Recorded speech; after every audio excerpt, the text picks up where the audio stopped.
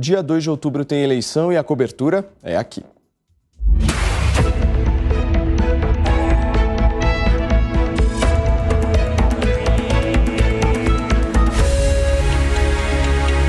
Eleições 2022. Eu já vou começar o programa de hoje com uma polêmica declaração feita pelo presidente da Câmara Federal, o deputado Arthur Lira. Ele defendeu a implementação de medidas legais para punir os institutos de pesquisa de opinião que errem de forma intencional ou demasiada. Segundo o congressista, não há justificativas para resultados tão divergentes. Nos levantamentos, nós vemos aí o tweet dele hoje de manhã, já na tela, e ele diz o seguinte: não podemos permitir que haja manipulações de resultados em pesquisas eleitorais. Isso fere a democracia. Inclusive, esse é o tema da nossa enquete de hoje que eu estou abrindo nesse exato momento no site da Jovem Pan News. Para você parar tudo que você está fazendo, vai para o site da PAN, vota, participa. E eu quero saber o seguinte: você concorda com uma punição a institutos de pesquisa que agirem de forma tendenciosa? Sim ou não? Nós já temos aí um resultado parcial, 93%, praticamente a 7%, mais de 300 votos. Corre lá no site da PAN, dá a sua opinião, porque neste programa a sua participação é sempre fundamental. Deixa eu dar o meu boa tarde ao nosso time que faz este programa acontecer. Rodrigo Constantino, nosso Fábio Piperno, Jorge Serrão e a nossa Cristina Grêmio. Ô Consta, boa tarde para você. Eu acho que um ponto central dessa discussão é o seguinte: o que é um instituto de pesquisa agir de maneira tendenciosa? Boa tarde, Paulo. Boa tarde a todos. É óbvio que vai existir uma margem de subjetividade e elasticidade aqui, porque não estamos lidando com uma ciência exata. E sempre os institutos, entre aspas, que não são institutos coisa alguma, são empresas que lucram com isso, né? E banqueiros petistas e emissoras que fazem oposição ao governo têm sido os principais clientes, compram pesquisas para trazer esses resultados estranhos aí que não batem com aquilo que a gente enxerga nas ruas, né? E eles sempre vão poder alegar, como o nosso colega Piperno já fez aqui em outras ocasiões, que teve a facada, não, mas ninguém esperava aquilo, não, mas a economia melhorou, não, mas... E aí pega lá a boca de urna, a pesquisa de véspera, né? Só que, e aquela pesquisa de 6 meses antes da eleição, que dava lá na frente o candidato que chegou em segundo na corrida, né? Então, de novo, é muito evidente que existe manipulação, está muito claro isso para muita gente, que tem uma tentativa aí de distorcer e influenciar o resultado, né? Mas é difícil provar. Existe uma seara, uma região cinzenta ali que eles vão alegar que muita coisa mudou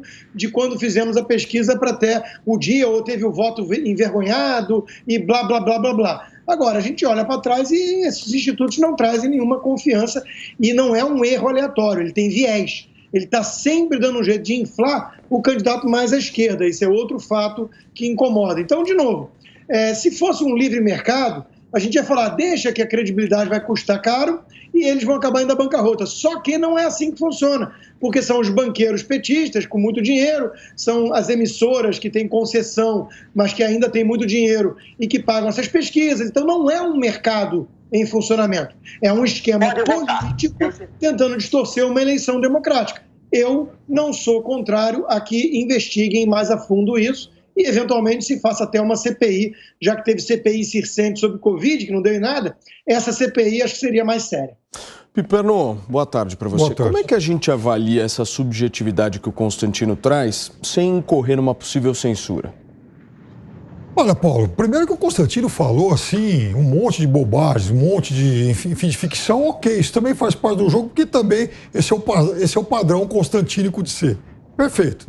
Deixando de lado, veja, é óbvio que uma pesquisa feita 6 meses atrás, ela vai dar um resultado diferente do que está acontecendo agora. Isso é evidente, até porque os candidatos, eles mudam. 6 meses atrás você tinha o Moro, agora não tem mais. Só para ficar em um exemplo sobre a atual corrida eleitoral. Outra coisa, há fatores que influenciam sim. Por exemplo, em 2018, o grande eleitor desse país chamava-se Jair Messias Bolsonaro.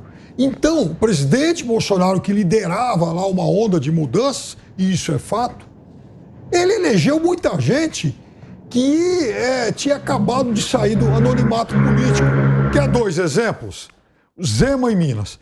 Será que 6 meses atrás o eleitor mineiro conhecia bem o candidato Zema?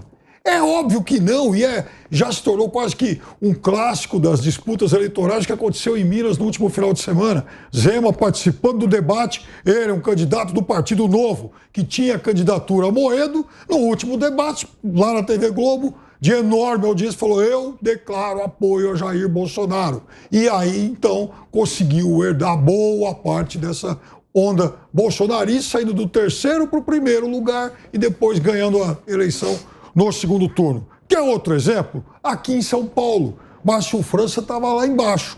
Com a máquina na mão, conseguiu ir, de forma até surpreendente para o segundo turno, movimento de evolução que as pesquisas captaram. E naquele momento em que ele, inclusive, praticamente surgia como favorito a levar a eleição no segundo turno também, surge o quê? Surge o voto Bolsodória. De novo, Jair Bolsonaro, o grande eleitor do país, aliás, foi usado de forma involuntária, porque não é que o Bolsonaro veio a São Paulo apoiar o Dória. O Dória foi ao Rio de Janeiro buscar o apoio do Bolsonaro. E até fez aquela camiseta, né, verde, amarela, Bolsodória e tal, não sei o quê. Por exemplo, Witzel no Rio de Janeiro. Quem era o candidato Witzel? Foi um candidato alçado aí ao estrelato político pela família Bolsonaro. Então, é óbvio que se você fizer uma pesquisa 6 meses antes, ela está muito sujeita a ter mudanças depois. Agora, isso que o deputado Arthur Lira disse é uma demagogia, é algo assustador, porque também vai contra a liberdade de expressão. E quem é ele para determinar os parâmetros e essa margem da qual a pesquisa pode ou não errar? Porque ele está falando em tirar do mercado quem erre por muito. O que é errar por muito? Por 3 pontos? Por 5? Por 10? Que história é essa? Então, veja, é mais uma medida totalmente demagógica de quem está atrás e que tenta criar um fato para tirar a credibilidade dos institutos, muitos deles trabalhando há décadas nesse mercado. Serrão, boa tarde para você. Coloca o VAR nessa fala do Arthur Lira para a gente, por favor. Vou colocar um VAR, sim. Saudações, meus amigos e amados haters. Hoje, 22 de setembro, é dia da árvore. Tem gente plantando muita bobagem. E hoje também, 22 de setembro, é dia do amante brasileiro. Eu não sou amante de pesquisa, não. Mas olha, o Arthur Lira exagerou na dose. Mas a gente entende. Sabe por que ele falou isso? Fez uma declaração tão polêmica sobre a necessidade de investigar pesquisas eleitorais? Porque ele é candidato à reeleição de deputado federal, está apoiando o Jair Bolsonaro em Alagoas. Então, ele tem que chamar a atenção para si próprio. Você não já pensou? Ele é candidato também, de novo, se ganhar, a ser presidente da Câmara. Então, ele precisa fazer a propaganda dele próprio. E nada como esse factoide de hoje para tratar desse assunto. Não há como você censurar a pesquisa eleitoral. Ou você proíbe ela, e aí é um ato de censura, ou nada feito. Você não tem como marcar. Como é que você vai delimitar o que foi crime cometido pelo Instituto de Pesquisa em divulgar uma informação tendenciosa? Você não vai arranjar prova nunca para isso. É subjetivo. Mesmo que você pegue quem banque as pesquisas, quem banca ela a gente conhece. São os banqueiros, são grandes empresas de comunicação que tiram tiram do bolso em torno de 400 a 500 mil por cada pesquisa dessa que você ouve a divulgação. Agora, por que a pesquisa, o tema importante que o Arthur Lira jogou por que as pesquisas estão dando números tão diferentes? E aí tem várias hipóteses. Tem o cadastro do IBGE que está defasado, e tem pesquisa que pode estar pecando por essa metodologia. Tem o problema metodológico em si, que qualquer dado estatístico, assim como dado contábil, pode ser manipulado. Então, pesquisa não é ciência exata. Tentam dizer isso para proclamar a pesquisa no Brasil como um prognóstico. Pesquisa também não é prognóstico, não é garantia de resultado exato no final das contas. E tem também um outro dado que influencia o resultado de pesquisa, que é a escolaridade do eleitorado. Quando você pega um eleitorado com mais escolaridade, ele tem uma tendência a enganar melhor quem está pesquisando, dependendo da forma como está pesquisando. Se é entrevista pessoal, se é entrevista por telefone, se é entrevista por computador, por telefone, ou se é pesquisa feita na base da telemática, como tem alguns institutos sofisticadamente fazendo. Então, pesquisa, a gente só vai saber se elas vão valer mesmo na hora do resultado eleitoral proclamado. Até agora, vale tudo. Tudo especulação, guerra de pesquisa, guerra psicológica. Vamos lá, a eleição está divertida demais. Cris, eu quero uma avaliação sua a respeito dessa fala do Arthur Lira e também desse ponto da subjetividade, né, que eu acho que é a grande questão da nossa discussão. Boa tarde, Paulo, colegas de bancada, nossa audiência.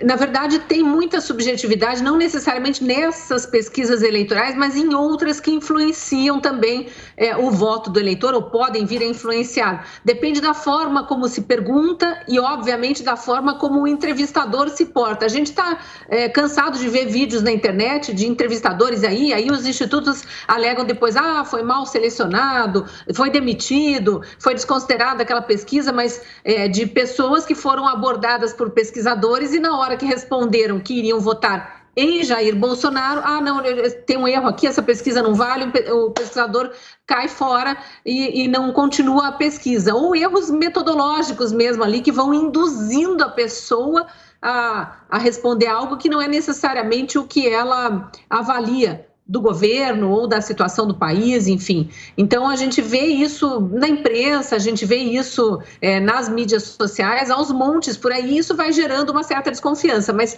o principal são mesmo os erros, né? E aí eu gosto de uma sugestão que o nosso colega aqui da Jovem Pan, Roberto Mota, tem trazido já há meses, desde que começaram as pesquisas aí, antes da campanha começar oficialmente. Ele diz o seguinte, que ele só confiará em institutos de pesquisa quando os institutos de pesquisa começarem a ter quase que um teste de qualidade, uma nota atribuída a eles conforme seu grau de acertos em pesquisas anteriores, em eleições anteriores, porque aí a gente pode ter aquele recall, né? Quem errou, quem acertou, quem errou muito, quem errou pouco nas eleições anteriores. E a gente tem casos recentes que a gente vem citando aqui das eleições de 2020 e também da eleição de 2018, que foram erros crassos.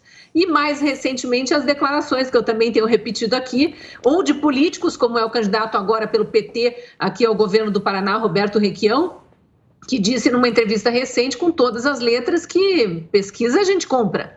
Né, quando foi questionado por se ele acredita que o Ratinho Júnior, que é o atual governador, vence no primeiro turno, como mostram as pesquisas. Ele, pesquisa você sabe como é que é feita, né? Pesquisa a gente compra, insinuando que o governador comprou as pesquisas para ser divulgado que ele vencerá no primeiro turno. E mais, um pouquinho anteriormente a essa declaração do candidato Requião ao governo do Paraná, o CEO do Genial Quest, que é um desses institutos de pesquisa que está toda hora aí com pesquisa sendo divulgada, o Felipe Nunes, em entrevista a nós, no Jornal da Manhã, disse também com todas as letras, respondendo a uma pergunta sobre a diferença a grande diferença entre os institutos de pesquisa, que a explicação é porque há clientes que compram pesquisas e outros que compram resultados.